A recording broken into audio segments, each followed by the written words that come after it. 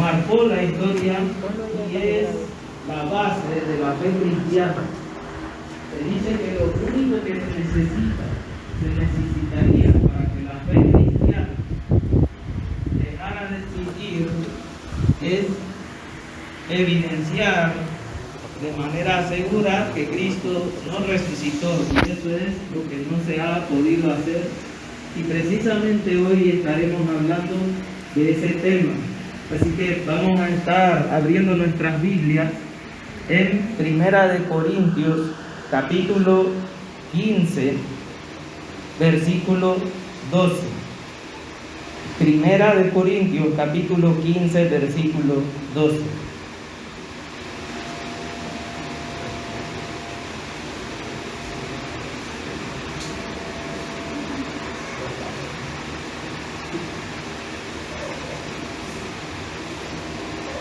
Amén. Cuando lo tengan podemos ponernos en pie y lo leemos.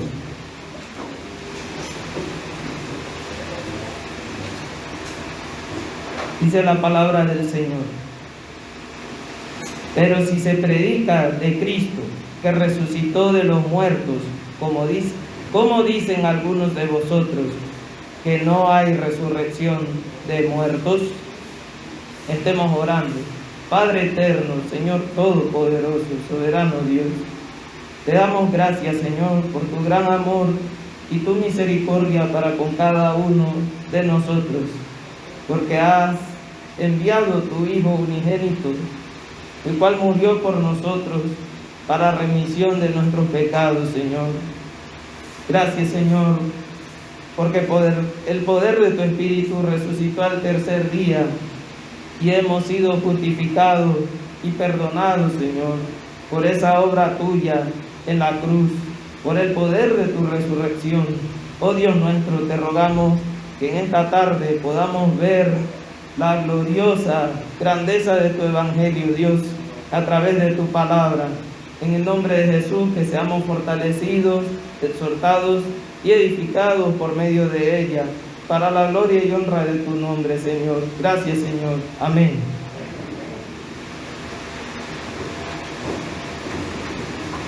Bien, hermanos, el título que le puse al sermón de hoy es lo que implica la resurrección. ¿Qué implica la resurrección de Cristo? Y antes de ir de lleno al texto, vamos a ver el contexto de la carta a los Corintios. Algo muy importante. El contexto general de la carta, el cual quiero señalar, está en Primera de Corintios, capítulo 1, versículos 10 y 11. Dice la Biblia: os ruego pues, gracias hermanos, os ruego pues, hermanos, por el nombre de nuestro Señor Jesucristo, que habléis todos una misma cosa, y que no haya entre vosotros divisiones, sino que estéis perfectamente unidos en una misma mente y en un mismo parecer. Porque he sido informado acerca de vosotros, hermanos míos, por los de Cloé, que hay entre vosotros contiendas. Ahora, ¿por qué este punto es importante a la hora de explicar este tema de la resurrección? Necesitamos saber por qué Pablo tocó ese tema. ¿Por qué era importante para Pablo tocar ese tema en ese momento? ¿Ok? ¿Y qué es lo que vemos aquí? Que Pablo fue informado por una persona que se llamaba Cloé. No sabemos si era hombre o mujer. ¿Ok? Y bueno, no exactamente por esa persona, pero podrían ser o familiares o esclavos de esta persona llamada Cloé, que viajaban desde el lugar donde estaba Pablo en el momento que escribía la carta, desde Éfeso hasta Corintios, iban y regresaban. Entonces, puesto que ellos viajaban, pudieron darse cuenta de lo que estaba pasando en Corinto, y pudieron informarle al apóstol Pablo. Ahora, algo que llama la atención de esto es que A él le estaban informando, no por una delegación enviada de la iglesia de Corinto, sino más bien pareciera, como dicen por ahí, alguien los estaba, dicen buen panameño, sapeando. ¿Ok? ¿Por qué? Vieron algo y lo informaron de una vez al apóstol Pablo. Hay discusión respecto a si Cloé o los que iban a hacer, los que estaban informando eran cristianos, pero el punto es que había un problema y Pablo se enteró por mano de otros, no por la misma iglesia. Sin embargo, vemos cómo Pablo aborda el tema. Empieza con las palabras os ruego, pues, y después utiliza la palabra hermanos. Así que vemos allí una forma entrañable, llena de sentimiento, con la que Pablo se dirige hacia ellos. ¿Ok? Pablo, sabemos que esta carta tiene mucha connotación fuerte, tiene mucha exhortación, pero Pablo nunca olvida que se está dirigiendo a la iglesia del Señor, aquellos por los cuales Cristo murió en la cruz. Y dice, os ruego, hermanos, ¿ok? Por el nombre de nuestro Señor Jesucristo.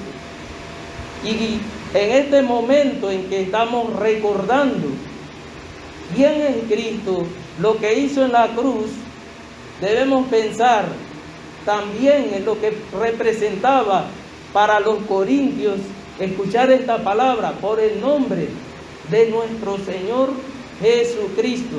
Y la palabra Jesucristo indica aquel que fue enviado por Dios y se hizo hombre, porque Cristo quiere decir ungido, significa que fue puesto por Dios con una misión. Pero cuando se utiliza la palabra Jesús, se está refiriendo más, está apuntando más ese nombre a su humanidad. Dios se humilló y se hizo hombre. Y entonces dice, por el nombre de nuestro Señor Jesucristo. ¿Qué está haciendo Él? Os ruego, hermanos, que habléis una misma cosa. Ahora, ¿qué tiene que ver esto con el pasaje que vamos a abordar hoy? Que no estaban hablando una misma cosa los hermanos en Corintios. Como leímos en 1 Corintios capítulo 15, versículo 12, habían unos que estaban negando la resurrección. Y Pablo les ruega a los hermanos que hablen una misma cosa.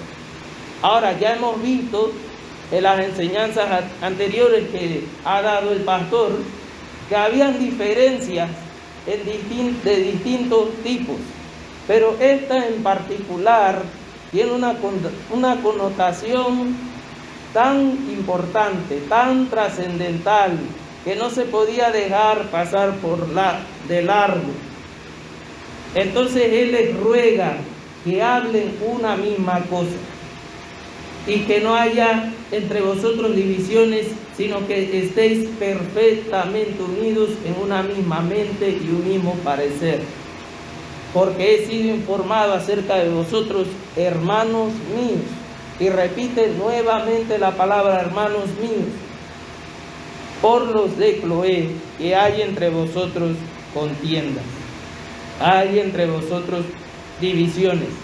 Ahora, este punto de la resurrección que estamos viendo en 1 Corintios 15, parece que también era un motivo de división. ¿Y cómo no, hermanos? No estamos hablando de un tema secundario, de un tema poco trascendental, del cual uno pueda decir, hermano, bueno, no te vas a perder si no crees en la resurrección. Eso no es tan importante. Igual todos vamos a ir al cielo si ponemos la fe en Jesús, haya resucitado o no. Mire que Pablo no lo mira de esa manera. Y para adelantarme un poco,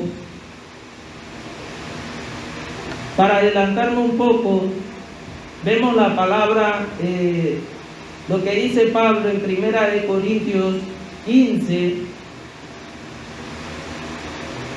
Dice aquí, versículo 34, velad debidamente y no pequéis, porque algunos no conocen a Dios, para vergüenza vuestra os digo. Estas palabras del apóstol Pablo van en el contexto del tema de la resurrección. Aquellos que niegan la resurrección en Cristo pertenecen a ese grupo de los que no conocen al Señor. No puede ser cristiano y dudar de la resurrección de Cristo. Eso es la base, es el fundamento de la fe cristiana. Si no crees eso, no puedes ser cristiano. Es como que si yo diga, yo soy cristiano, pero no creo en la Biblia. Bueno, pero si la Biblia es el fundamento de la fe cristiana, si no crees en la Biblia, no eres cristiano. Así como no vemos a un musulmán que hable mal del Corán, o no veremos, digamos, a un judío que diga guardar toda la tradición, que hable mal de la Torá. Lo mismo pasa entre los cristianos. No puede ser cristiano y negar la resurrección de Cristo. Y Pablo lo dice, allí hay algunos que no conocen al Señor. Dice, para vergüenza vuestra lo digo. Entonces, ¿de qué estaba hablando Pablo en los versículos anteriores al versículo 12? Como repaso, hermanos, vamos a ver en el versículo 1, dice, además os declaro, hermanos, el evangelio que os he predicado. Cuando dice os he predicado, lo dice en tiempos pasados, significa que no es algo nuevo, hermanos. Es algo que ya ellos habían oído. Ellos habían escuchado al apóstol Pablo predicándole el evangelio. Esa es la forma en que Pablo introduce el tema de la resurrección como el evangelio. Y dice, el cual también recibieron. Ahora, esto es importante.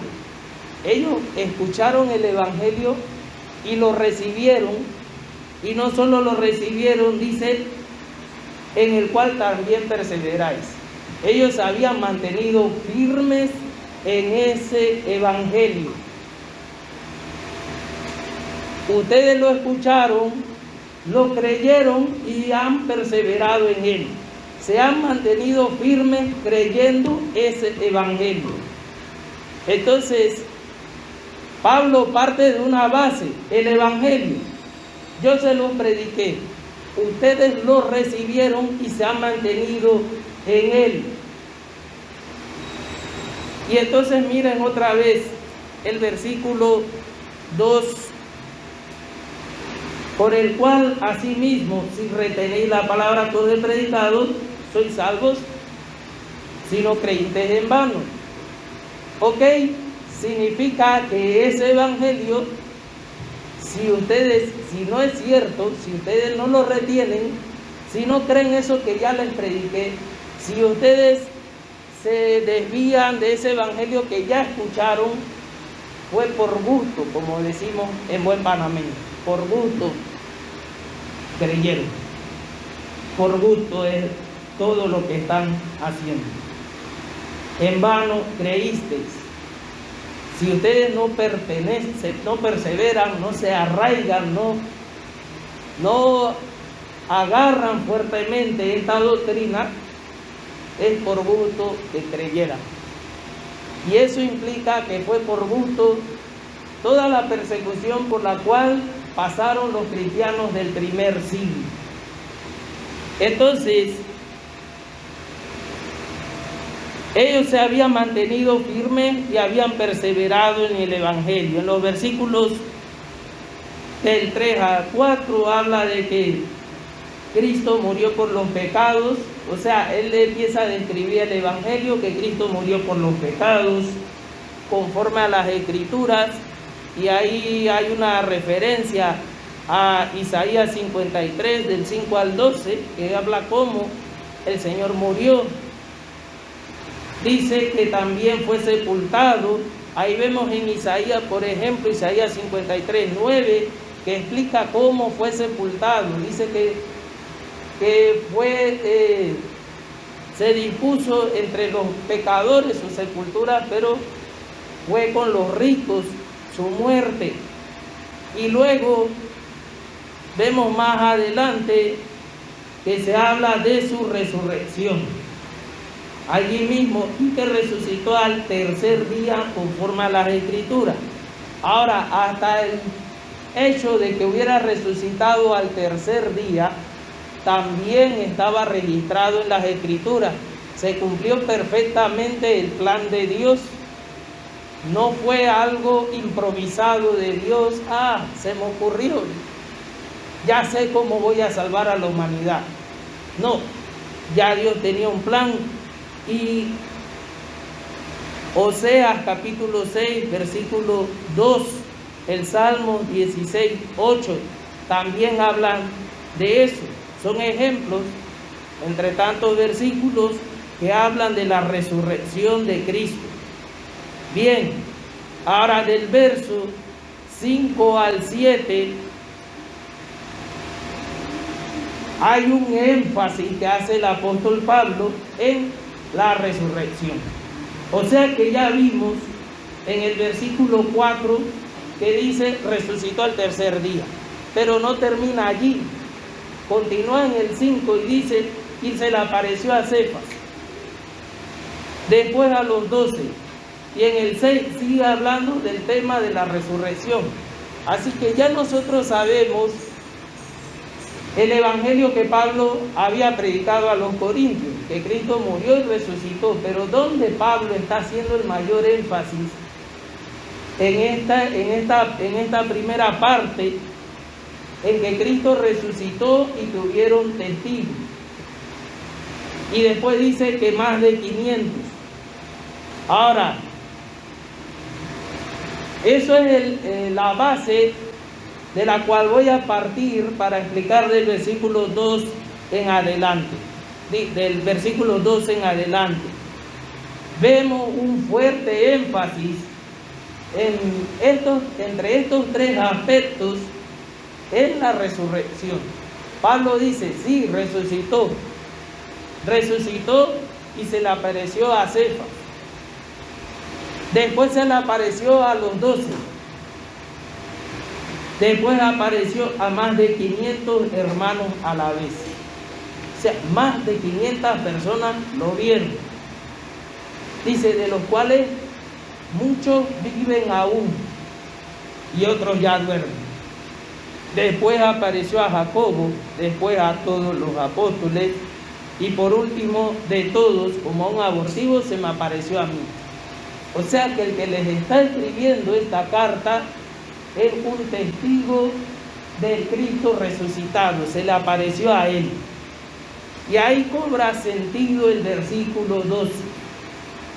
¿Por qué? Porque el versículo 12 empieza con la palabra pero.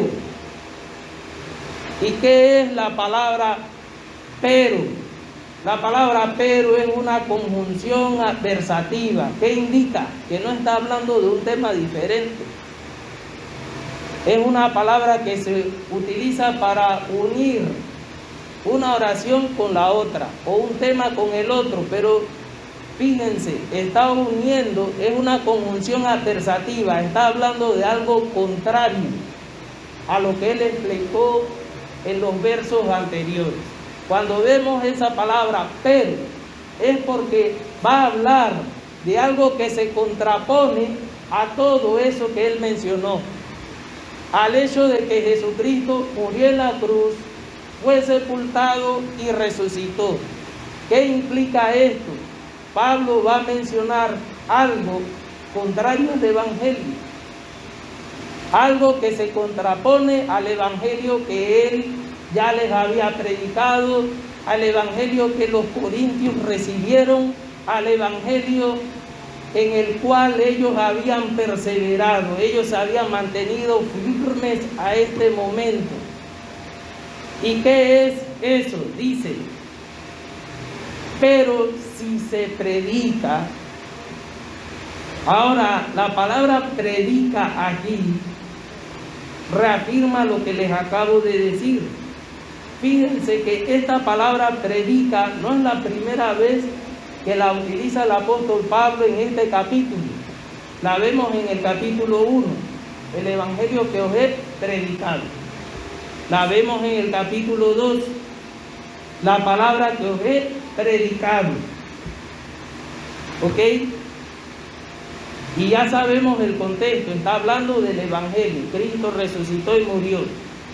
En el capítulo 3 no utiliza la palabra predicado, pero dice, os he enseñado. Luego yo dije el capítulo 3, versículo 3. Luego el versículo 11 dice, así predicamos. ¿Qué dice? Porque o sea yo, o sean ellos, así predicamos. Y así habéis creído. ¿Qué es lo que así predicamos? Que Cristo murió, fue sepultado y resucitó al tercer día. Eso es lo que Pablo está diciendo, así predicamos. Pero no termina ahí el versículo 11, dice, así ustedes, Corintios, la iglesia del Señor, los santificados, así habéis creído.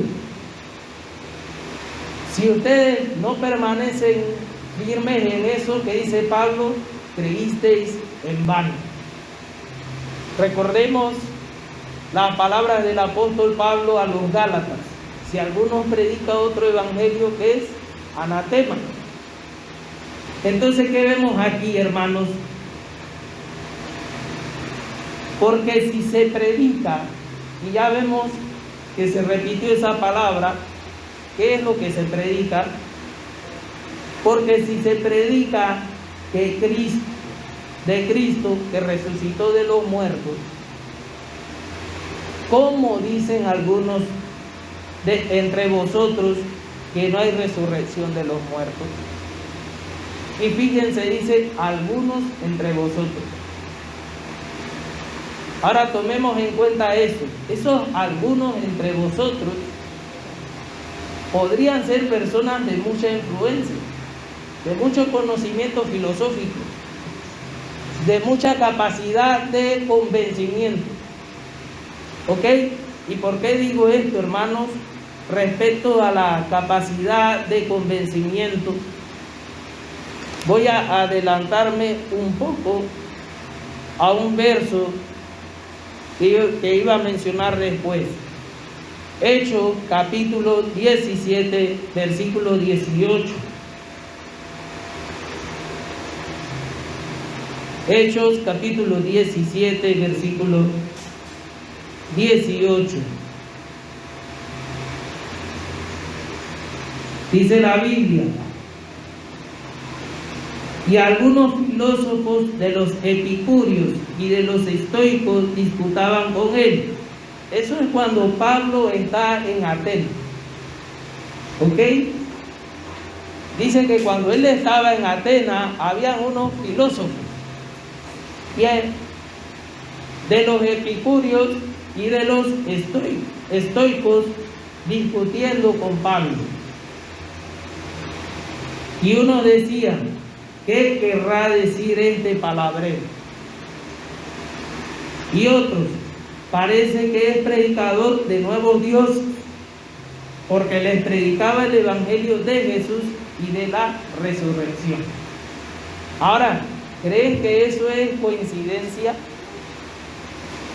No solo dice, les predicaba el evangelio de Jesús, sino termina diciendo el evangelio de Jesús y de la resurrección. ¿Por qué Lucas enfatiza, no deja pasar por alto ese tema específico, la resurrección? ¿Acaso no sabemos que la resurrección es parte del evangelio? ¿Por qué pareciera que lo está mencionando por separado? No es que la resurrección sea algo separado del evangelio o algo secundario, sino que lo que quiere decir aquí, que hay un tema específico en el mensaje del evangelio que estaba causando contradicción, que estaba causando discusión entre estos filósofos, específicamente el tema de la resurrección. ¿Ok? En la clase pasada el pastor explicaba respecto a una filosofía que es el dualismo. Había mucha influencia. Ellos estaban en una ciudad griega, un istmo que tenía mucha influencia. ¿Ok? Y entonces, si ustedes ven la carta a los Corintios, ellos fueron influenciados por muchas cosas de su cultura. Muchas cosas de su cultura. La palabra corintiar indicaba libertinaje. Era utilizada para referirse a el tipo de cultura que tenían ellos. Eran libertinos. Era una ciudad perdida en el pecado. Entonces, ya hemos visto cómo todos los desórdenes que habían en la iglesia tenían que ver mucho con el contexto cultural. Ahora, el tema de la resurrección, una doctrina tan fundamental que representa el Evangelio, que es parte del mensaje del Evangelio, estaba siendo atacado en la iglesia de Corintios. Y aquí vemos otro ejemplo de una ciudad griega que es Atenas, donde los filósofos griegos, los epicúreos y los estoicos discutían con Pablo específicamente ese tema de la resurrección, porque para ellos eso no era algo aceptable, eso no era algo normal. Estamos hablando, digamos que yo soy un filósofo griego y me dicen que un cuerpo que de alguien muerto que se empieza a podrir, no estoy hablando de Jesús, estoy hablando de cualquier cuerpo de alguien que muere, y se empieza a deshacer la carne, todo, y vuelve al polvo. Alguien me está diciendo que eso va a revivir. Ahora, si yo soy un filósofo griego, yo me imagino de que, bueno, si logra levantarse de nuevo, ese cuerpo va a ser una especie de zombie. De zombie, porque el cuerpo no puede ser igual. Yo estoy viendo al cuerpo que se está pudriendo, que huele mal. ¿Qué es lo que Pablo viene a hablarme aquí? Él está hablando locura. ¿Cómo yo voy a entender eso? ¿Cómo mi intelecto humano es capaz de aceptar que alguien resucita?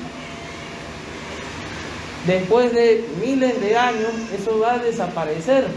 La carne, el cerebro, ¿cómo que me está diciendo que del polvo se va a levantar? ¿Cuándo se ha visto eso? Y más, y alrededor de 2000 años después, todavía al día de hoy, muchos dicen, bueno, quieren pruebas históricas. Bueno, la prueba histórica es que cuántas personas ven resucitar. Los cristianos dicen que Cristo resucitó. Están diciendo de que no hay pruebas de que no resucitó. Bueno, yo tengo una prueba histórica. ¿Cuánta gente ustedes ven resucitar? Ahora, el punto aquí, hermanos, es que, de acuerdo a lo que el texto que les leí de Pablo, cuando dice, algunos de ustedes no conocen al Señor, ¿por qué razón? ¿Cuál es la evidencia de que conocemos al Señor? O una de las evidencias, el hecho de que hemos podido creer sin dudar la resurrección de Jesucristo. ¿Ok? Es ese hecho. Y entonces vemos aquí, en el verso 31 al 32 de este mismo capítulo de Hechos 17, Pablo les empieza a hablar el Evangelio. Pablo les está hablando el Evangelio al pueblo ateniense. Y en el 31 dice, por cuanto ha establecido un día en el cual juzgará al mundo con justicia, por aquel varón a quien designó, dando fe a todos con haberle levantado de los muertos. Pero cuando oyeron lo de la resurrección de los muertos, Unos se burlaban y otros decían, ya te oiremos acerca de esto otra vez. Así que aquí vemos una prueba de cómo se tomaba en cuenta el tema de la resurrección. Después te oigo. Todo tenía lógica, todo tenía sentido hasta que mencionó el tema de la resurrección. Yo podía aceptar que alguien murió por mí, como griego, alguien murió por mí, amén. Tomó mi lugar, amén. Pagó el precio de mi pecado, amén. Y resucitó. ¿Resucitó? ¿Qué dijiste? ¿Escuché bien? ¿Resucitó? No venga con cuentos. Eso no pasa. Eso no lo he visto. Eso va en contra de todo. Ahora en ese tiempo los epicúreos, ahora en nuestro tiempo eso va en contra de todo principio científico. ¿Cuántas veces lo hemos visto? A alguien resucitar. Sigue siendo el tema de resurrección la piedra de tropiezo de los que no son de la fe. Entonces, continuamos por donde estábamos, hermanos. Entonces dice,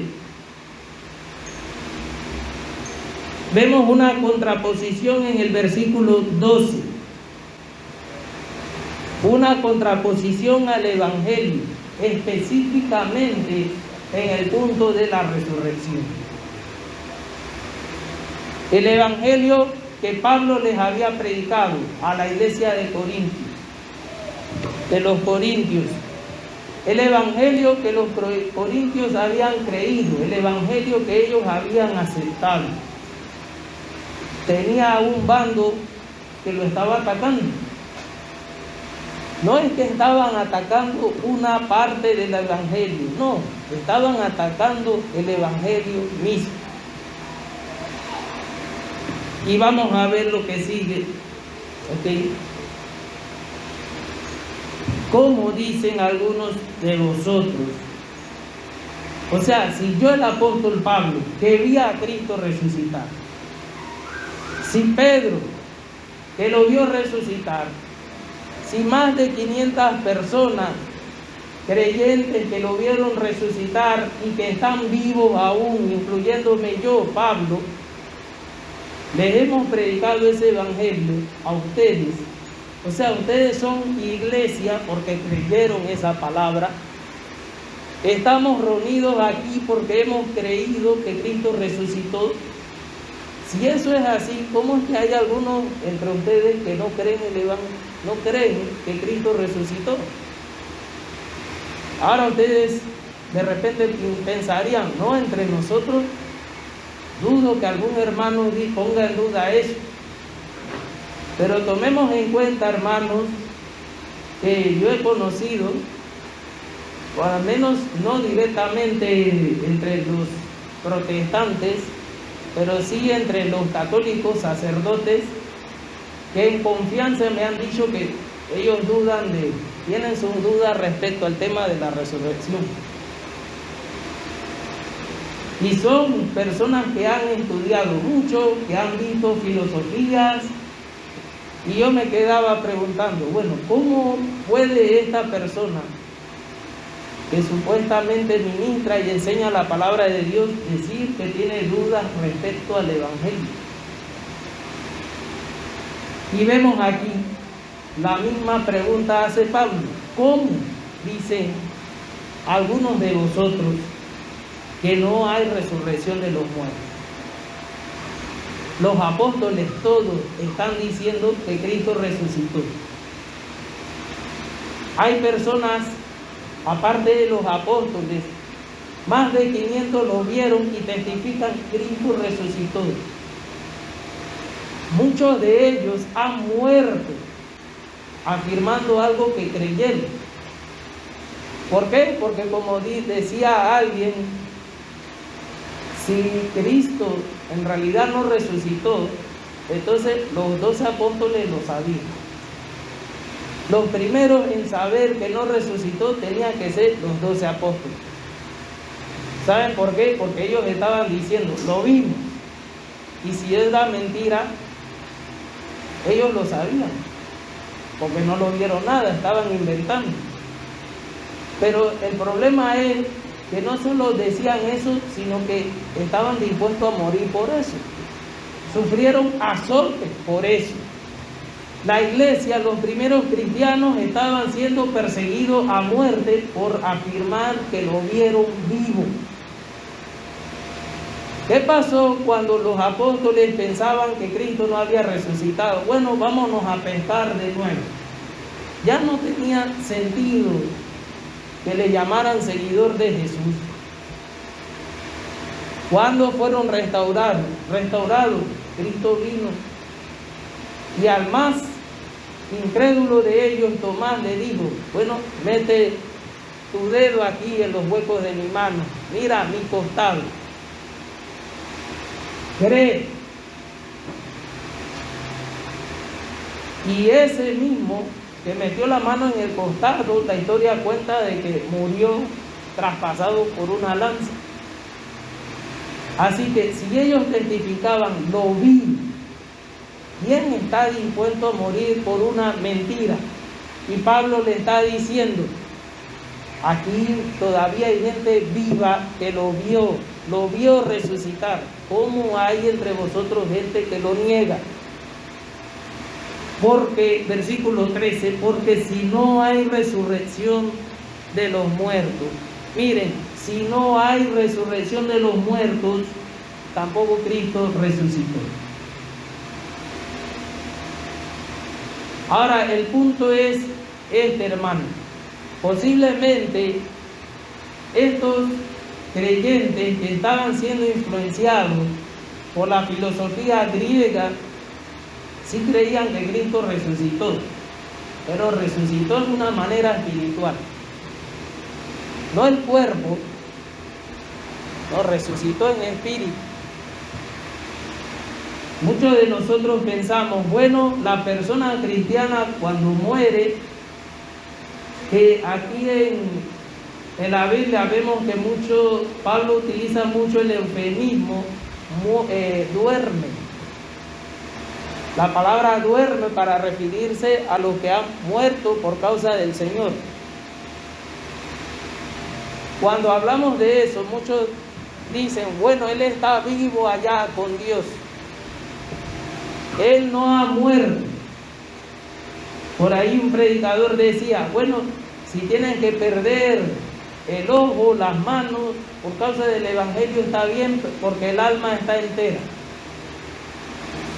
¿Y qué era lo que implicaba esa expresión? Bueno, el cuerpo no importa, lo importante es que el alma esté completa.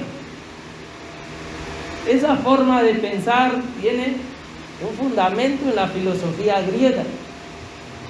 ¿Y por qué lo digo, hermanos?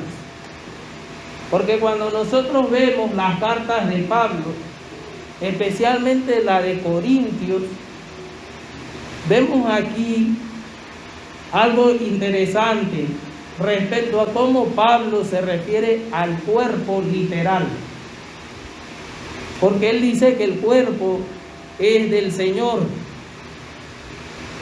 Entonces, algunos corintios sí podían aceptar, Cristo resucitó, pero quizás resucitó en espíritu, el espíritu se levantó de la tumba y su espíritu está a la diestra de Dios Padre, y un espíritu se le apareció a Jacobo, a los 12 apóstoles, a Pedro, un espíritu se le apareció al apóstol Pablo. Y entonces por allí dicen, quizás por allí en algún día encuentren el cuerpo o alguna evidencia que demuestre que no resucitó. Ahora tomemos en cuenta lo que dice aquí. ¿De qué resurrección está hablando Pablo? Está hablando de la misma resurrección de la cual surgió el credo de los apóstoles, que dice, creo en la resurrección de los muertos. Está hablando de una resurrección corporal que no era aceptable en la filosofía griega. Y dice, si Cristo no resucitó, vana es entonces nuestra predicación. Vana es también vuestra fe. Ahora tomemos en cuenta esto. El versículo 13 dice que si no hay resurrección de los muertos, es decir, de nosotros los creyentes en Cristo, si nosotros no vamos a resucitar, si cuando morimos se acaba todo, entonces tampoco Cristo resucitó. ¿Qué implica eso? Si lo expresamos de una manera contraria, utilizando palabras al revés, porque Cristo resucitó, nosotros todos vamos a resucitar también. ¿Por qué creo que voy a resucitar? Porque Cristo resucitó. Y los versículos que vienen reafirman este punto. Porque yo estoy seguro de que la vida no acaba aquí, porque Cristo resucitó. Pero dice Pablo, si Cristo no resucitó, nos dice aquí, si no hay resurrección de los muertos, está en plural, los muertos, si no existe esa resurrección, entonces tampoco Cristo resucitó. Y si Cristo no resucitó, vana es entonces vuestra predicación. Ahora, ¿por qué no es vana nuestra predicación? ¿Por qué no estamos predicando por gusto? ¿Por qué no es por gusto que estamos asistiendo cada domingo a la iglesia? Y fíjense, especialmente los domingos tienen un lugar especial en la reunión de los cristianos. Porque un domingo, al tercer día, Cristo se levantó de entre los muertos y venció la muerte. ¿Pero por qué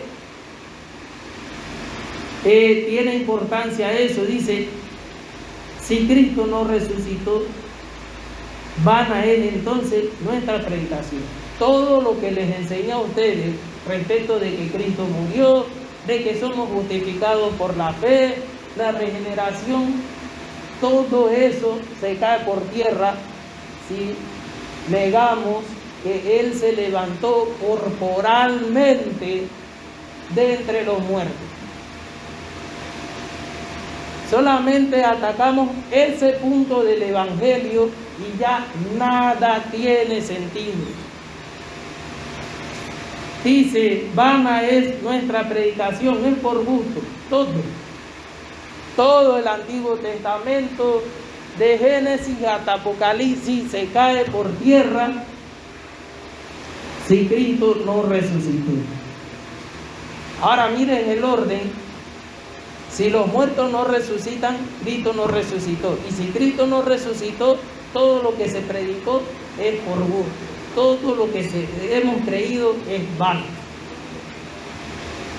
Dice, vana es también vuestra fe. ¿Qué es la fe? Es la certeza. Es una seguridad, la certeza de lo que se espera, la convicción de lo que no se ve. Bueno, eso también, esa seguridad que tiene, es algo que no vale nada. No tiene ningún valor. Por gusto creíste. Fue en vano. Estaba perdiendo el tiempo en la iglesia. El versículo 15 dice, y somos hallados falsos testigos de Dios.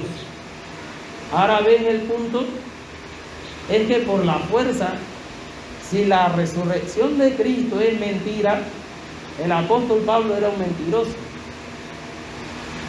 Pero ¿cómo vamos a conciliar el hecho de que alguien que odiaba a la iglesia, que los perseguía hasta la muerte, que iba a Damasco respirando amenazas de muerte, de la noche a la mañana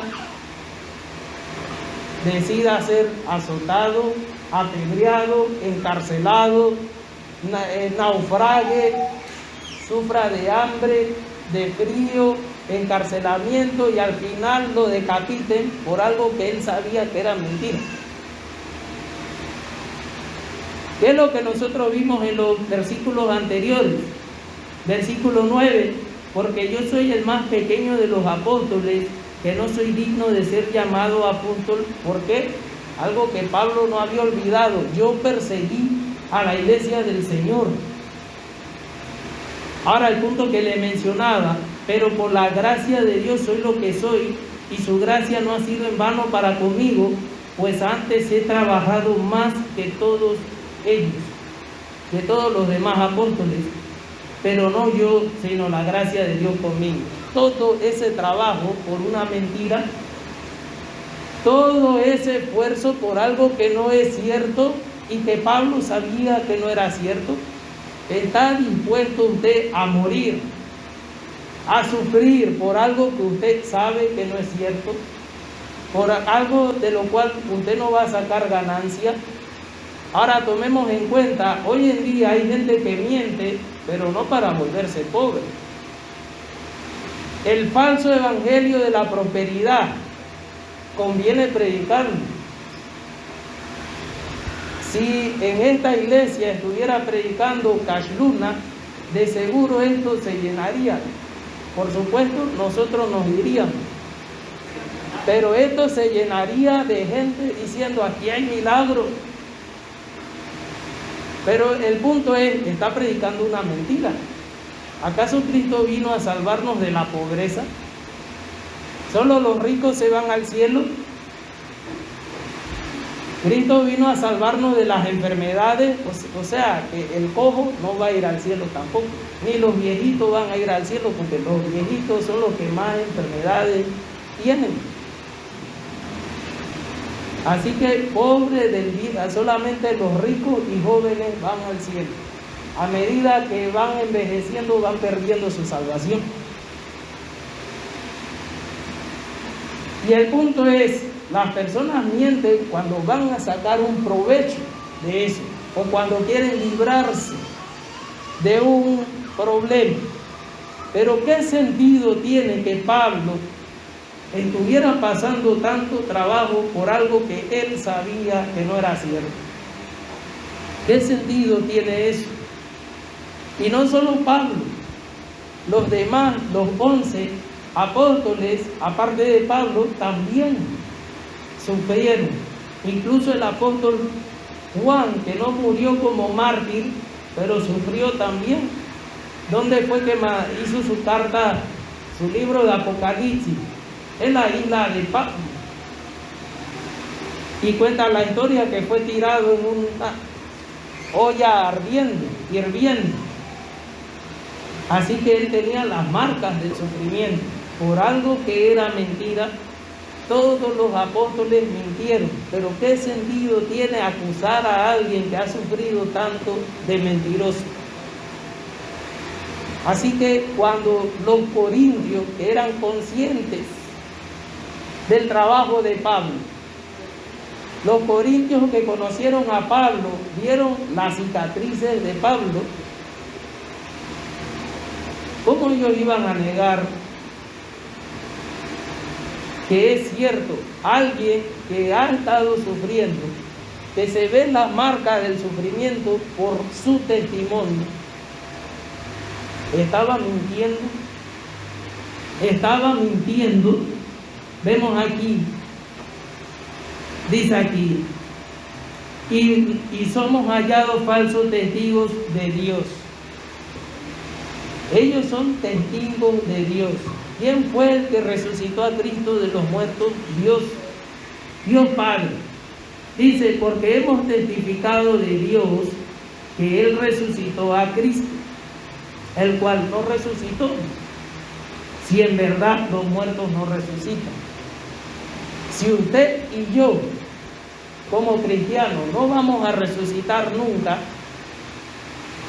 entonces es mentira que Cristo resucitó y yo estoy dando un testimonio falso respecto a Dios.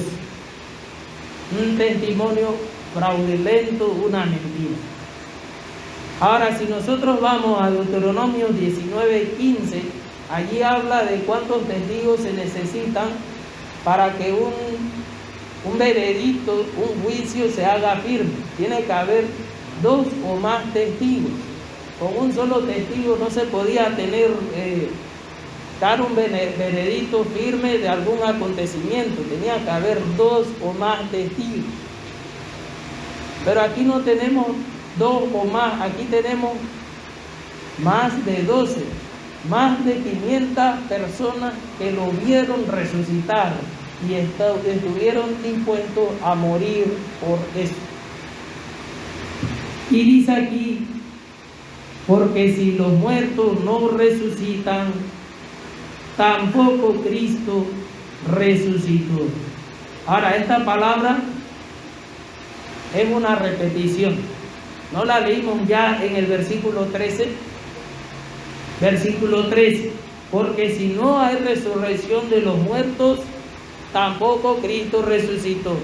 Ahora vamos por el 16. Porque si los muertos no resucitan, tampoco Cristo resucitó.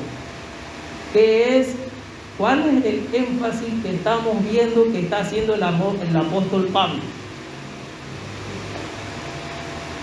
Si nosotros de verdad resucitamos, es porque Cristo resucitó. Eso está ligado. No hay una separación. Cristo resucitó y los demás van a estar en el cielo flotando como Gasparín. Aunque muchos cristianos lo crean así, no es así. ¿Acaso salió el Espíritu? Nuestro Salvador es una especie de fantasma que se sentó a la diestra de Dios Padre.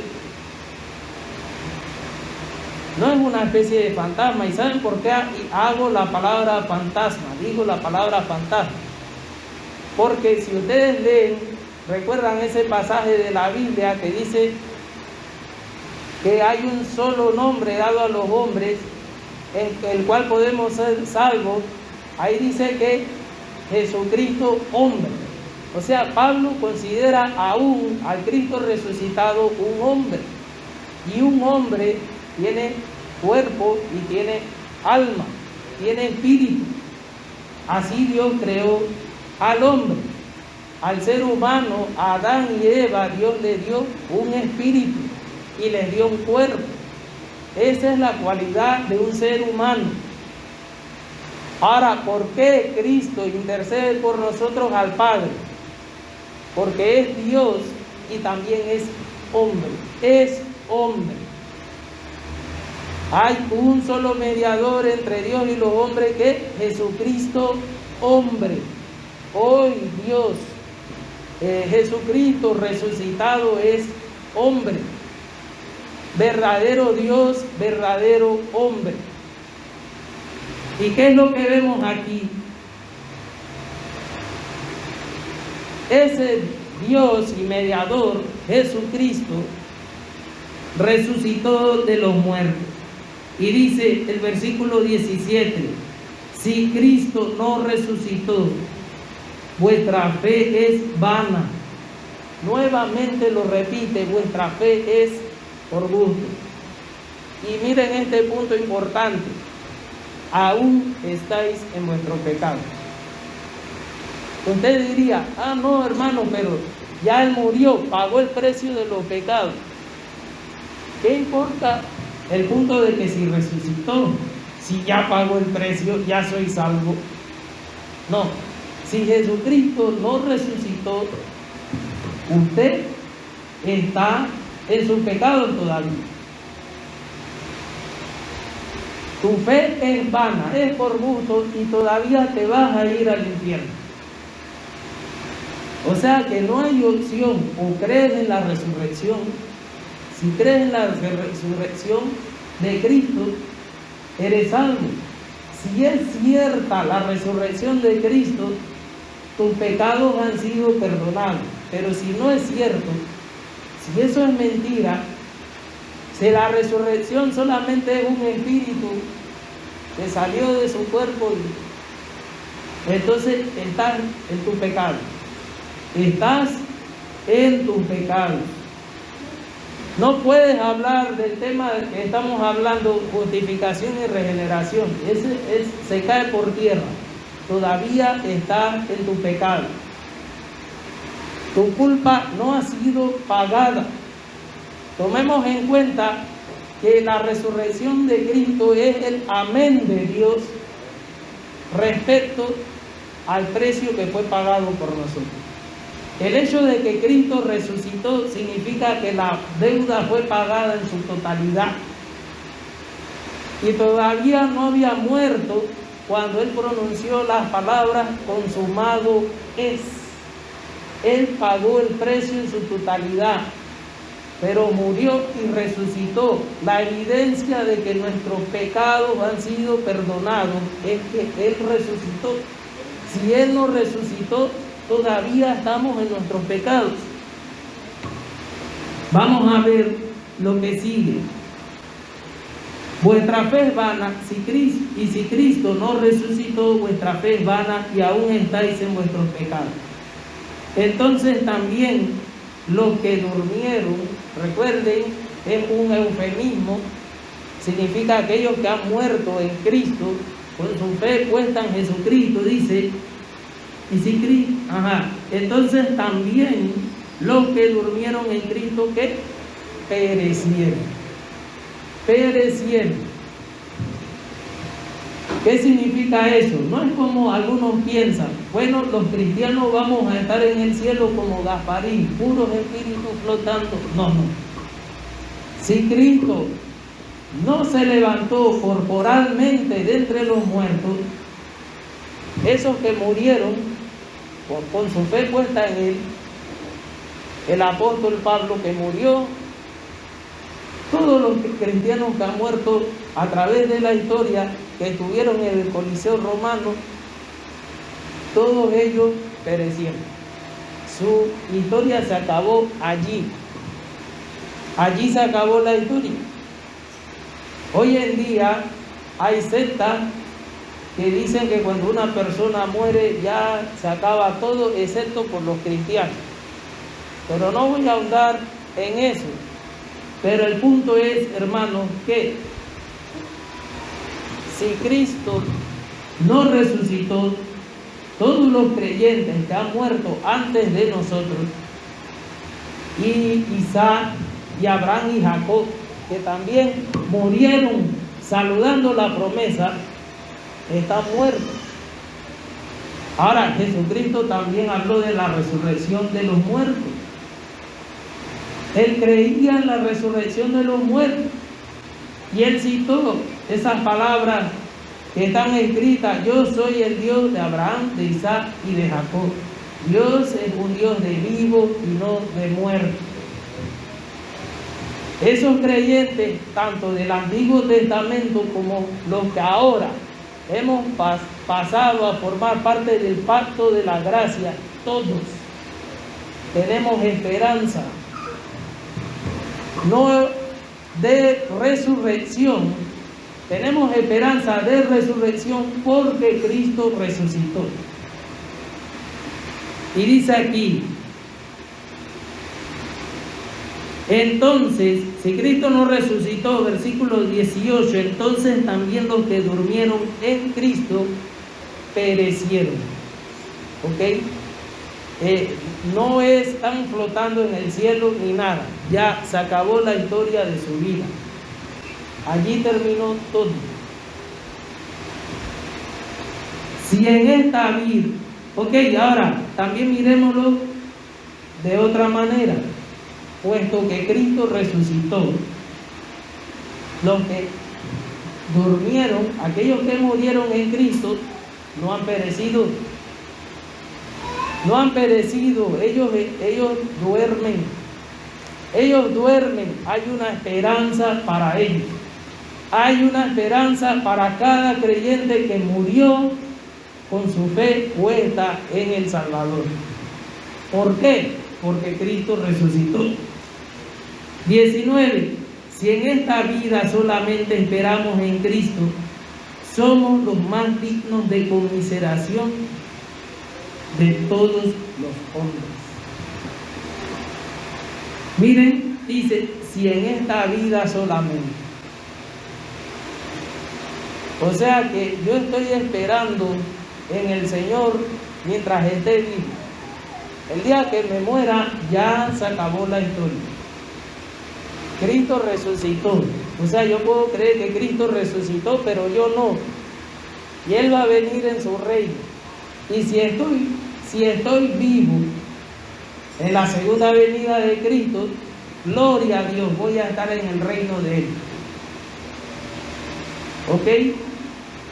Pero si no hay resurrección de los muertos, todo lo que estamos haciendo es en vano. Dice, somos los más dignos de conmiseración de todos los hombres. La fe cristiana es miserable si no es cierto que Cristo resucitó. Es vana, no tiene sentido. Y entonces vemos aquí, mas ahora Cristo ha resucitado de los muertos. Mas ahora Cristo ha resucitado de los muertos, primicia de los que durmieron. Ahora fijémonos en todo este pasaje del 12 al 19, está hablando en términos negativos. Si Cristo no resucitó, si no hay resurrección, ¿ok? Si los muertos no resucitaran, versículo 17, si no resucitó, y 19, si en esta vida solamente. Ahora viene la expresión en términos positivos, mas ahora Cristo ha resucitado de los muertos, primicia de los que durmieron ellos. ¿Qué indica eso? ¿Qué es la primicia? La primicia es el primer fruto que sale de lo que se sembró. ¿Ok? Son los primeros frutos. Cristo es el primer fruto de la resurrección. Ahora cualquiera diría, bueno, antes de Cristo hubieron otras resurrecciones. Resucitó Lázaro, por ejemplo, y la muchacha que también resucitó. En el Antiguo Testamento, el cuerpo que tocó los huesos de Eliseo resucitó. Pero ¿por qué dice aquí? Aquí no dice que Cristo es primicia de los que han resucitado. Aquí dice que Cristo es primicia de los que durmieron. ¿Por qué? Porque todas esas resurrecciones no fueron permanentes. Al final Lázaro volvió a morir. Todos volvieron a morir. Pero Cristo es primicia de todos los que han muerto en fe. Él es el primero en resucitar y que tiene vida permanente en Él. ¿Ok? Y dice aquí, mas ahora Cristo ha resucitado de los muertos, primicia de los que durmieron es hecho, porque por cuanto la muerte entró por un hombre, porque también por un hombre la resurrección de los muertos. Hay una comparación. En Adán, por su pecado, la muerte entró a toda la humanidad. Ahora en Cristo, por su obediencia perfecta a la ley de Dios, por su justicia que nos ha imputado por la fe en Él, dice que también tenemos la resurrección de los muertos. Dice, porque así como en Adán todos mueren, también en Cristo todos serán vivificados. Ahora miren, hermanos, este versículo 22 es utilizado para defender la posición universalista. ¿Qué enseña el universalismo? Bueno, que puesto que Cristo murió por todos y pagó el precio de toda la humanidad, así ellos interpretan, eso significa que todos van a ser salvos al final. No murió por el mundo entero Jesucristo. Si Él pagó el precio de los pecados de todos, entonces todos van a ser salvos. Y cuando miramos ese versículo, dice, también en Cristo todos serán vivificados. Ahora vamos a explicar este todos. ¿Quiénes son los todos que se habla aquí?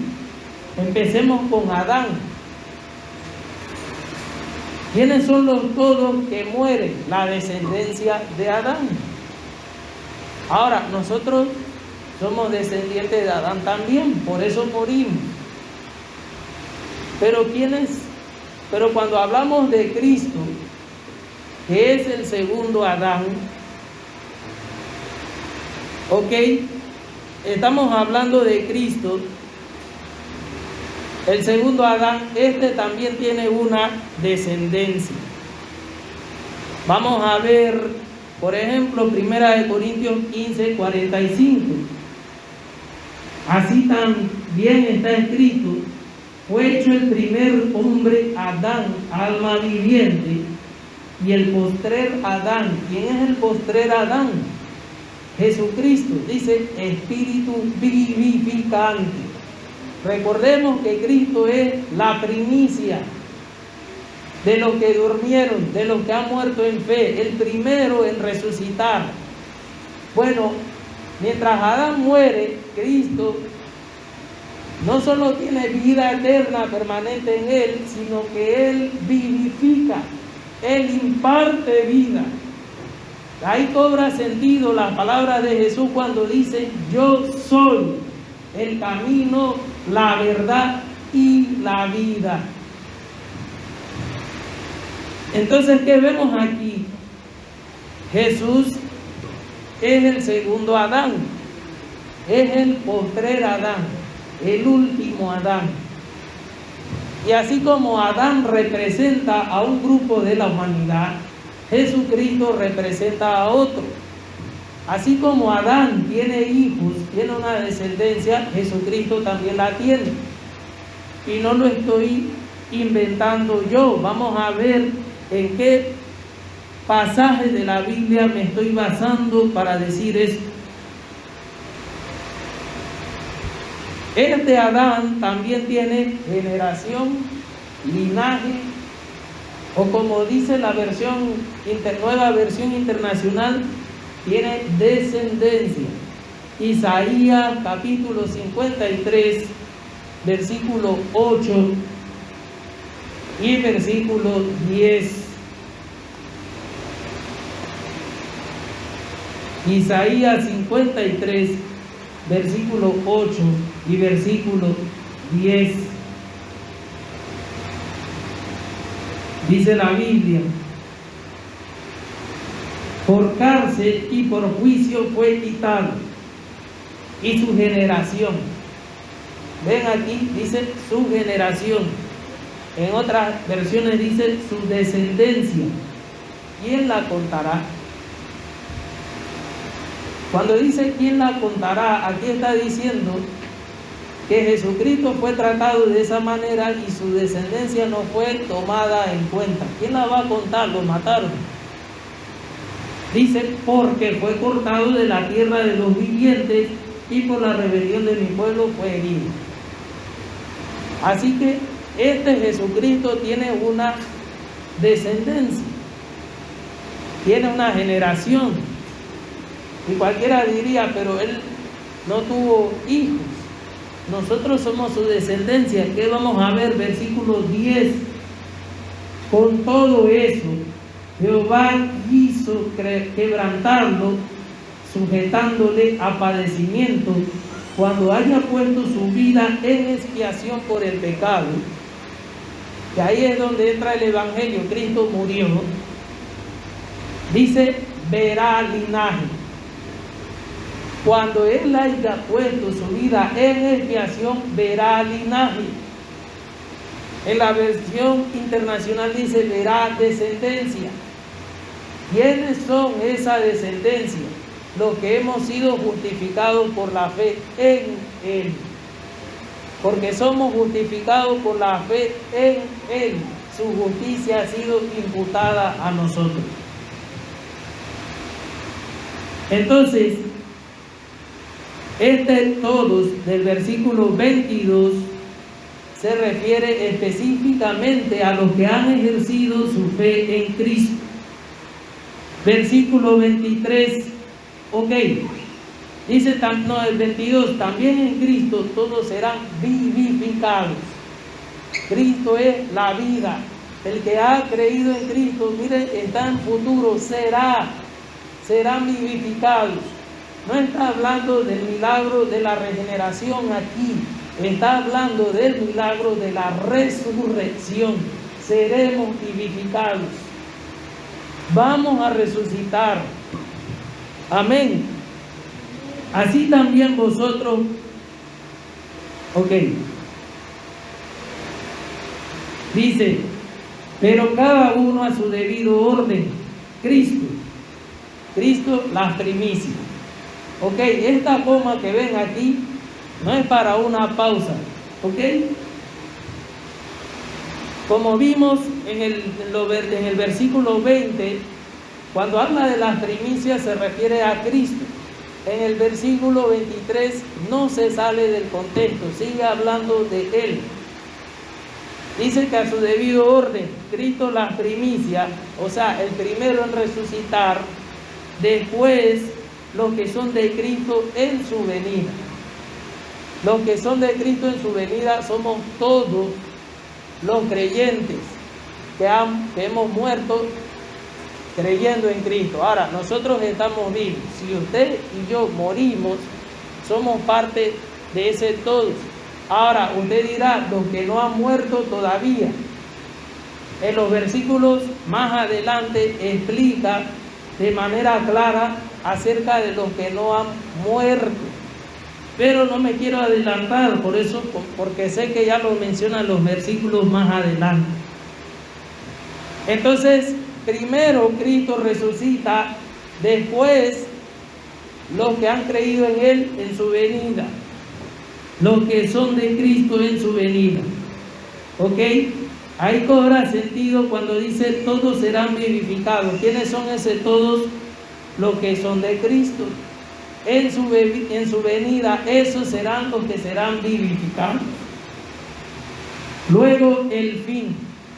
Ahora tomemos en cuenta que habla después de la resurrección de los muertos viene ¿qué?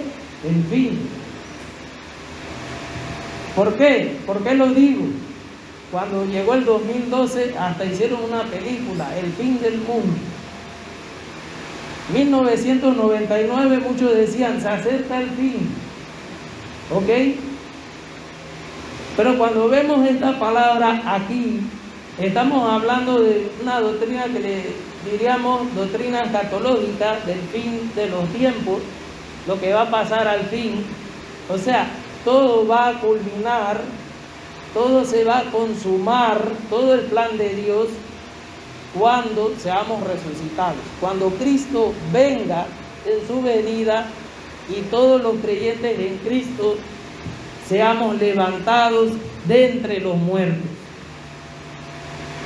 A eso se refiere con el fin. Y dice, luego el fin cuando entregue, o sea, ¿cuándo será el fin?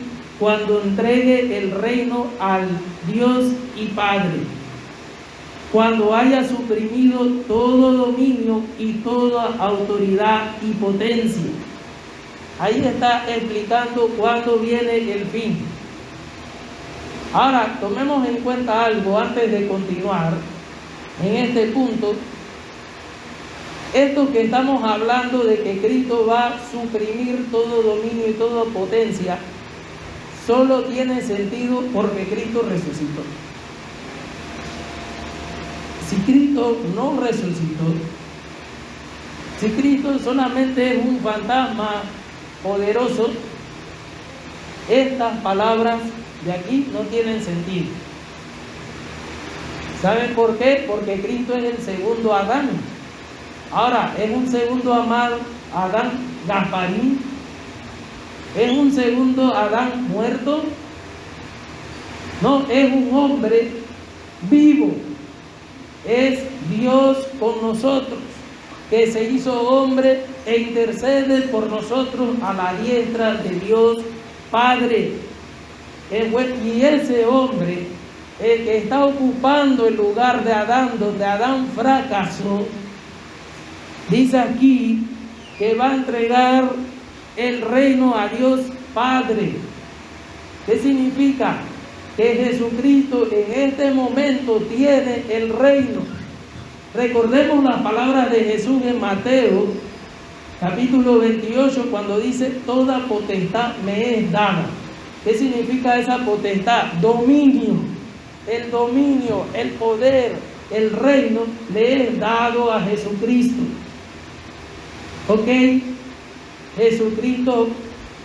Jesucristo resucitado, Él está reinando a la diestra de Dios Padre. Pero dice que cuando todo se cumpla, cuando el plan perfecto de Dios llegue a su cumplimiento perfecto, todo se cumpla, Él va a entregar el reino a Dios, al Dios y Padre, cuando haya suprimido todo dominio, toda autoridad y toda potencia. Ahora podemos entender esa palabra, dominio, autoridad y potencia, refiriéndonos a todos los gobiernos del mundo. También podemos entender dominio, autoridad y potencia a esa expresión hebrea que se refiere a las huestes celestiales, dominios celestiales, potestades demoníacas. Pero fíjense, hermanos, que la una no está separada de la otra. Nosotros leemos en el libro de Daniel, cuando habla de las potencias de Persia, de Grecia y de Babilonia.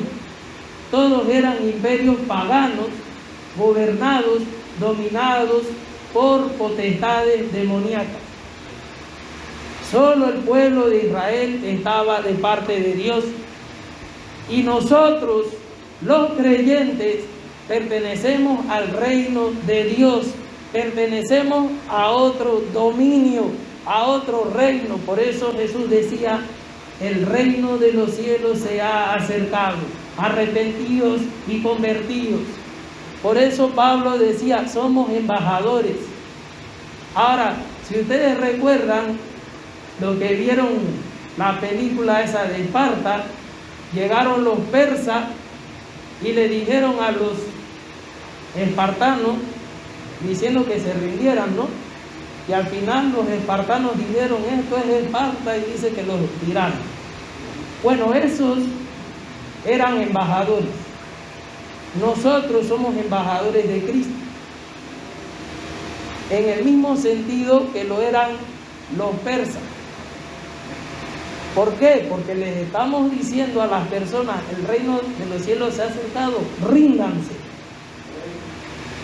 Si no arrepentidos, todos perecerán igualmente, decía Jesús. Ríndanse ante el dominio de Cristo. Arrepiéntanse de sus pecados. Amén. Entonces, ¿qué es lo que vemos en el Cristo resucitado? Vemos a un Cristo que reina, un Cristo poderoso que intercede por nosotros a la diestra de Dios Padre, y puesto que Él resucitó, nosotros también resucitaremos y reinaremos con Él, nos sentaremos con Él en su trono, así como Él se ha sentado con el Padre en su trono, de acuerdo a la Biblia. Y ya para terminar, del versículo 24 al 28 hay un quiasmo. ¿Ok?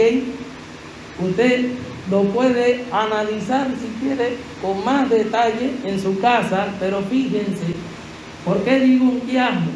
Porque el versículo 24 repite, el versículo 28 repite lo que dice el 24.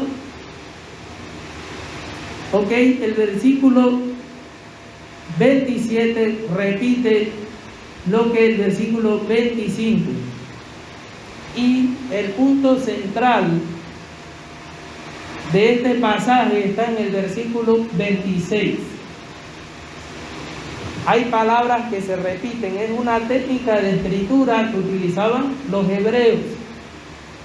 Y siempre en el medio del mensaje está el mensaje principal. Dice, luego el fin, cuando entregue el reino al Dios y Padre, cuando haya suprimido todo dominio y toda autoridad y potencia, en el versículo 18.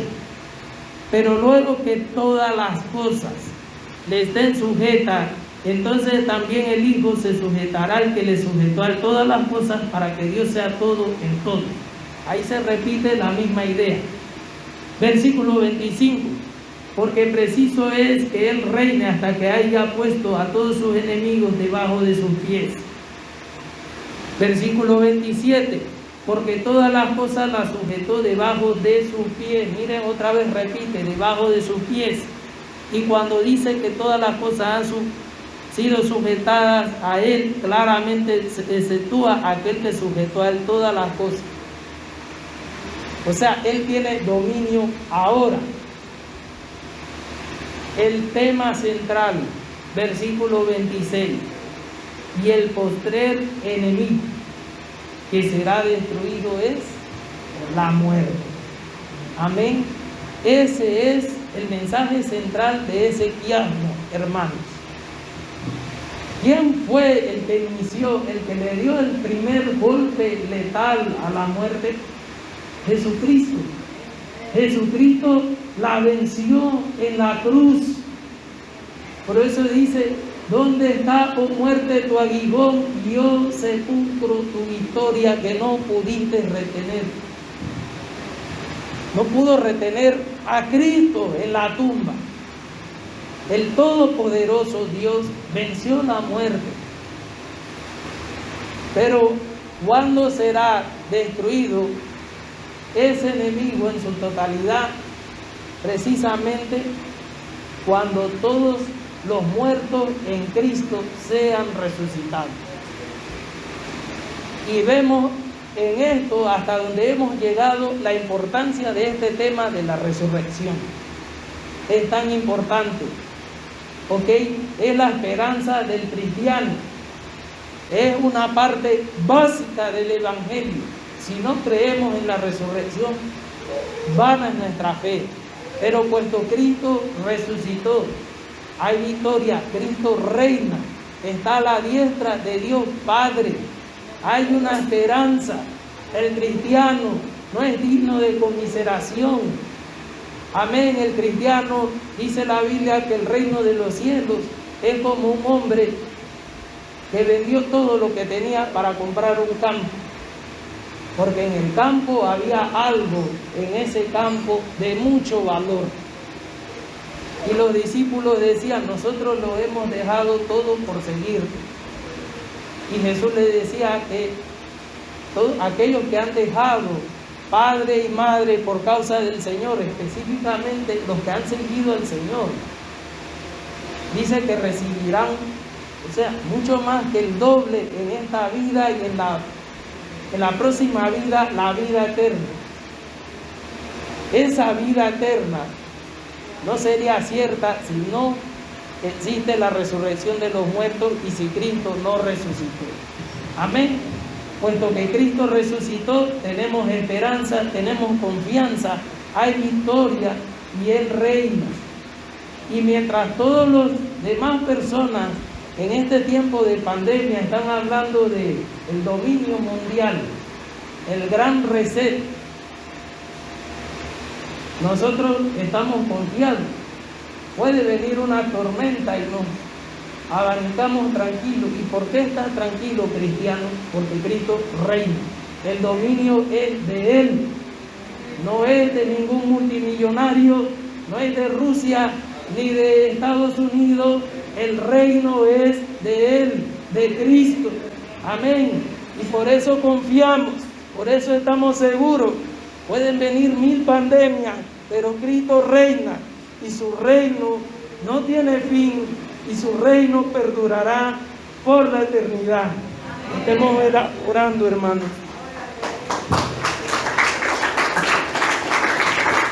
Padre nuestro, soberano Dios, Te damos gracias por tu gran amor.